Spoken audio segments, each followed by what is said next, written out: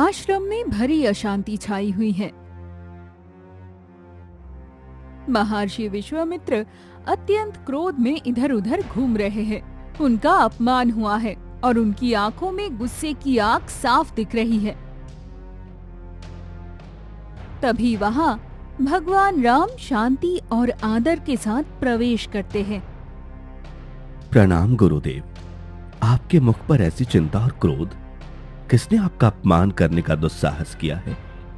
काशी के अहंकारी राजा ने। उसने भरी सभा में मेरा तिरस्कार किया है राम। ये अपमान मैं किसी भी मूल्य पर बर्दाश्त नहीं करूंगा। गुरुदेव, आपका अपमान मेरे जीवन का सबसे बड़ा दुख है। कृपया आदेश करें, इस शिष्य को क्या करना होगा? मुझे उस राजा की क्षमा याचना नहीं, उसका मस्तक चाहिए। सूर्य ढलने से पहले उस अपराधी का वध कर दो राम, ये मेरा आदेश है। जैसी आपकी आज्ञा गुरुदेव। मैं अपने धनुष की शपथ लेता हूं, आज सूर्यास्त से पूर्व काशी नरेश का वध मेरे ही बाहों से होगा। ये राम का वचन है। जैसे ही राम के वचन की खबर काशी नरेश तक पहुंची, उसके तो होश ही उड़ गए। प्रभु राम के तीर और उनका प्राण दोनों ही अजय है। काशी नरेश अपनी जान बचाने के लिए बेबस होकर जंगल की ओर भागा, जहां उसका सामना देव ऋषि नारद से हुआ। त्राहिमाम देव ऋषि, त्राहिमाम, मेरी रक्षा कीजिए। एक अनजाने अपराध के कारण मेरा काल निश्चित हो गया है। नारायण नारायण, उठो राजन। ऐसा क्या अनर्थ हो गया जो तुम इतने व्यथित हो? तुम्हारा शत्रु कौन है? स्वयं प्रभु राम। विश्वामित्र जी के क्रोध के कारण राम ने आज सूर्यास्त से पहले मेरे वध का प्रण लिया है। तीनों लोकों में अब मुझे कौन बचा सकता है? नारायण नारायण, राम के बाणों से बचना तो सच में असंभव है राजन, परंतु एक रास्ता अभी भी बाकी है। अगर तुम मेरी बात मानो तो। आप जो कहेंगे मैं वही करूंगा देव ऋषि। कृपया मुझे मार्ग दिखाइए। तुम तुरंत पंपा सरोवर जाओ। वहां वानर राज हनुमान की माता अंजनी तपस्या में लीन है। तुम उनके चरणों में गिरकर अभय दान मांग लो। पर ध्यान रहे, अपना शत्रु कौन है ये मत बताना। मैं अभी निकलता हूँ। आपने मुझे जीवन दान दिया है।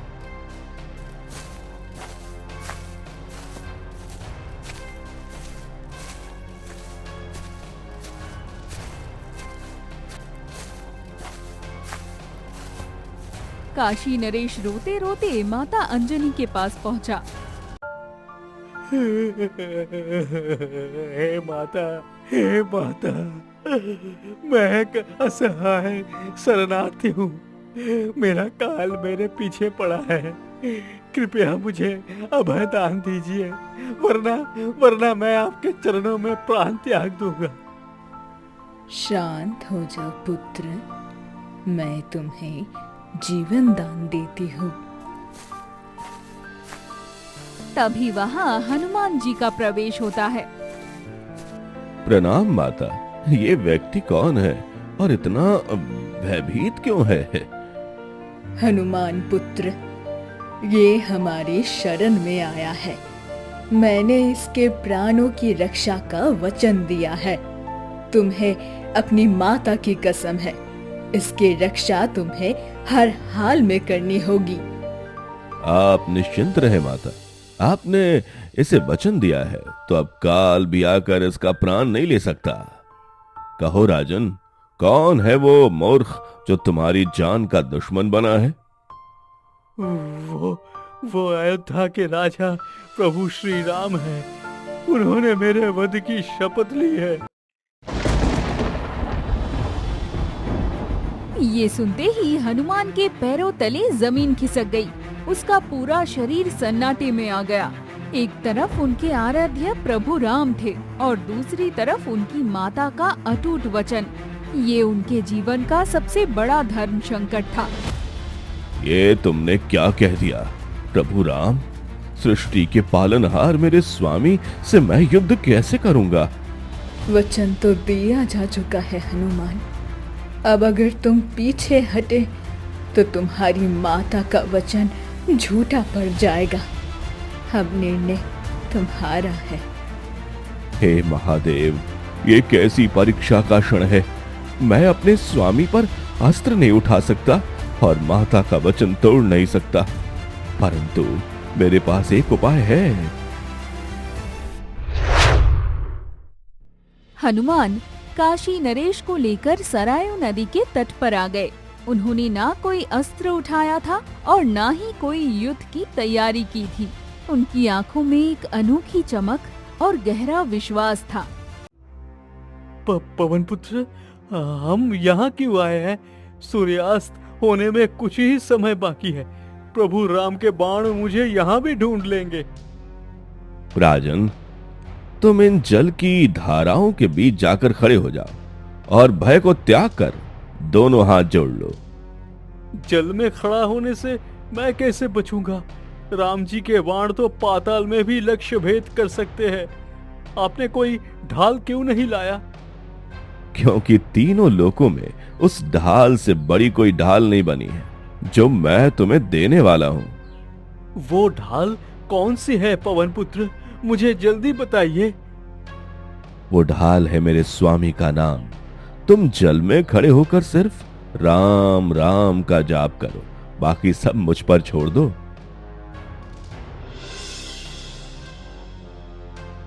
राजा नदी के पानी में खड़ा हो गया और आंखें बंद करके राम राम जपने लगा।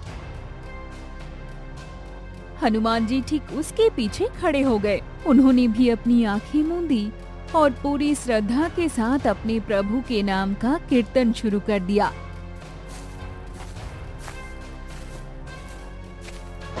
तेज हवा चलने लगी और वहाँ भगवान राम महर्षि विश्वामित्र के साथ प्रकट हुए। राम ने अपना धनुष उठा लिया था, परंतु सामने का दृश्य देखकर राम के कदम ठहर गए। उनका सबसे प्रिय भक्त हनुमान उनके शिकार की ढाल बनकर खड़ा था। हनुमान, तुम यहाँ कैसे? काशी नरेश के पीछे क्या कर रहे हो तुम? रास्ता छोड़ो, मुझे अपना और अपने गुरु का वचन पूरा करना है। क्षमा करें प्रभु, मैं अपनी माता के वचन से बंधा हूँ। मैं इस शरणार्थी के प्राणों की रक्षा का प्रण ले चुका हूँ। कैसा प्रण वनराज? क्या तुम अपने ही स्वामी से युद्ध करोगे? राम, ठहरो मत, समय बीता जा रहा है, बाण चलाओ। मुझे क्षमा करना हनुमान, परंतु राज धर्म और गुरु की आज्ञा सबसे ऊपर है। मुझे वार करना ही होगा। राम ने अपनी धनुष की प्रत्यंचा खींची और एक तेज तीर काशी नरेश की ओर छोड़ दिया, परंतु जैसे ही तीर राजा के पास पहुंचा, वहां गूंज रहे राम राम के जप से टकराकर वो तीर सुंदर फूल में बदल गया। ये कैसा चमत्कार है? मेरा अचूक बाण फूल बन गया। ऐसा तो आज तक नहीं हुआ। राम, तुम अपने सबसे शक्तिशाली अस्त्र का प्रयोग करो। ये कैसी माया है? आग्नेयास्त्र।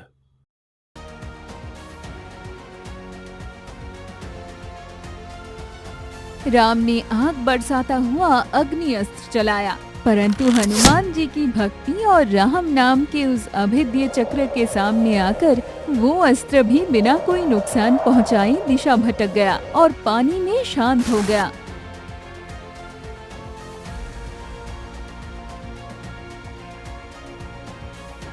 राम ने लगातार कई बाण चलाए, पर सब विफल रहे। राम, अब सिर्फ ब्रह्मास्त्र ही इस पापी का अंत कर सकता है। इसे नष्ट कर दो। गुरुदेव, यह संभव है। क्या आप देख नहीं रहे? हनुमान कोई अस्त्र नहीं चला रहा, वो सिर्फ मेरे नाम का जाप कर रहा है। राम का नाम राम के बाणों को ही बेअसर कर रहा है। जी गुरुदेव, मेरा अस्त्र राम की शक्ति है, परंतु हनुमान की ढाल राम नाम की शक्ति और भगवान से बड़ा भगवान का नाम होता है। मैं अपनी ही नाम की इस पवित्रता चाहकर भी भेद नहीं सकता। महर्षि विश्वामित्र का अहंकार और क्रोध पानी पानी हो गया। उन्हें समझ आ गया कि भक्त की श्रद्धा और राम नाम के सामने दुनिया की कोई ताकत नहीं टिक सकती। उन्होंने दोनों हाथ उठाकर युद्ध रोकने का इशारा किया। रुक जाओ राम, आज इस युद्ध ने मुझे एक अत्यंत बड़ा पाठ पढ़ाया है। तुम्हारा भक्त जीत गया और मेरा क्रोध हार गया। तो क्या काशी नरेश को क्षमा मिली गुरुदेव? जिसकी रक्षा के लिए राम नाम का जाप स्वयं हनुमान कर रहे हो, उसे मैं क्या मारूंगा? मैं अपने वध का आदेश वापस लेता हूं। काशी नरेश अभय हैं। प्रणाम प्रभु, मेरे आराध्य, कृपया अपने इस दास को क्षमा करें। मेरा उद्देश्य आपका विरोध करना नहीं था। तुम्हें क्षमा कैसी हनुमान? आज तुमने पूरे संसार को यह दिखा दिया कि सच्चे भक्त और राम नाम की शक्ति के सामने स्वयं राम भी हार जाते हैं। तुम्हारा वचन अमर हो गया।